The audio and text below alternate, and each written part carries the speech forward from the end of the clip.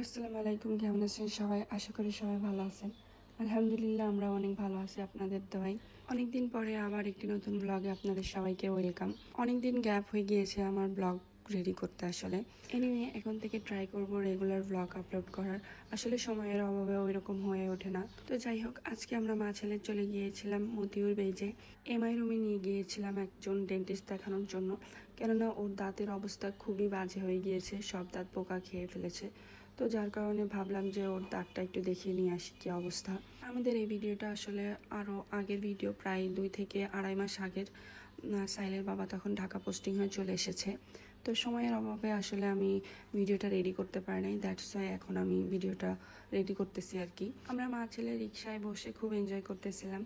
আসলে সাহিলও রিক্সায় উঠতে অনেক পছন্দ করে, আর আমারও অনেক ভালো লাগে। এই মুহূর্তে আবার বিমান প্রশিক্ষণ চলতেছিল, তো আকাশ দিয়ে বিমান উড়ে যাচ্ছিল।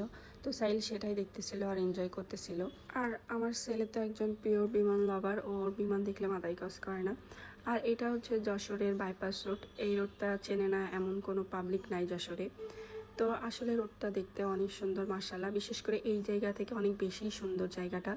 যে কোনো ধরনের অকেশনে আমাদের যশোরের লোক এখানে চলে আসে তাদের আনন্দটুকু ভাগাভাগি করতে। এখানে বিভিন্ন ধরনের ভিডিও, ছবি, টিকটক বলেন, সবই হয়। আমাদের যশোরের পোলাপান বিলাইক, কারোর ব্রেকআপ হয়েছে চল বাইপাস যাই, মন খারাপ চল বাইপাস যাই, কারোর সাথে কারোর সেটিং করে দিবে চল বাইপাস যাই, ওখানে মিট আপ করি। মানে বাইপাস রোডটাই একটা অন্যরকম ফিল দেয় তাদেরকে। মার্শাল্লাহ, আপনারা নিজেরাই দেখে নিন ভিউটা কত সুন্দর। আর এখন ছিল মেবি সকাল 11টা-12টার মতো। আর তাহলে বিকালে আসলে ভাবেন কতটা সুন্দর লাগে দেখতে।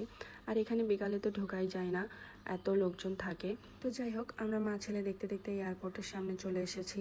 তারপর আমরা গেটে আমাদের পরিচয় দিয়ে বেজের ভেতরেও চলে আসছি।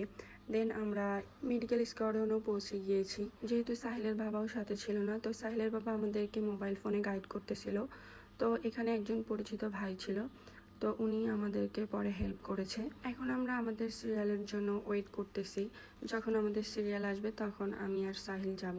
সাহিল মনে ফার্স্টে অনেক ভয় পেয়ে গিয়েছিল, ও ভেবেছে যে ওর জন্য হয়তো ইনস্ট্রুমেন্টগুলো বের করেছে। তো আমরা যখন ভিতরে যাই তখন ওনারা আসলে মেডিকেল ইনস্ট্রুমেন্টগুলো নিয়ে ঘাটাঘাটি করতেছিল। তো সাহিল ভাবছে যে হয়তো ওর দাঁত আজকে উঠেই ফেলবে, এই কারণে সে ভয়ে ফার্স্টে কান্না করে দিয়েছিল। পরে ম্যাডাম বলতেছে যে বাবু তুমি কান্না করো না, এগুলো তোমার জন্য না। তারপরে ম্যাডাম ভালো মতো সাহিলের দাঁতগুলো দেখলো আর আমাদেরকে সাজেস্ট করলো যেন ওকে খাওয়ার পর ব্রাশ করে দেই, চকলেট, কোল্ড ড্রিঙ্কস এই জাতীয় খাবার থেকে যাতে ওকে দূরে রাখি। আর 6 মাস পর বলেছে যে সাহিলকে একটা ভালো ডেন্টিস্টের কাছে নিয়ে যাওয়ার জন্য, ওর দাঁতগুলো যেন রেগুলার চেক আপের উপরেই থাকে। ছোট মানুষ তো কখন কি হয় বলা যায় না, এই কারণে আর কি।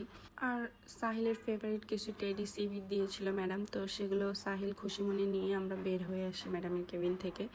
দেন আমরা বাহিরে অনেকক্ষণ ওয়েট করতেছিলাম অটো আসার জন্য, কিন্তু অটোই আসতেছিল না। আর যা আসতেছে তারা নাকি যাবে না, কেননা ওই সময় আবার দুপুর হয়ে গিয়েছিল।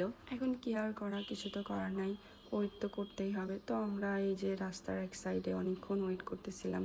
সাহিল বারবার অটো ইশারা করতেছে, কিন্তু একটা অটো থামে না। তো সে অনেক বিরক্ত হয়ে যাচ্ছিল বারবার। আর বিরক্ত হয়ে যাওয়ারই কথা, কেননা অনেকক্ষণ থেকে দাঁড়িয়ে আছি, তো একটা অটো থামতেছিল না। যাই হোক, আমরা মা ছেলে অটোর জন্য ওয়েট করি, দেখি অটো কখন আসে। টিল দেন, আল্লাহ হাফিজ, বাই বাই। আপনারা সবাই ভালো থাকবেন, আবার দেখা হবে অন্য কোনো ব্লগে।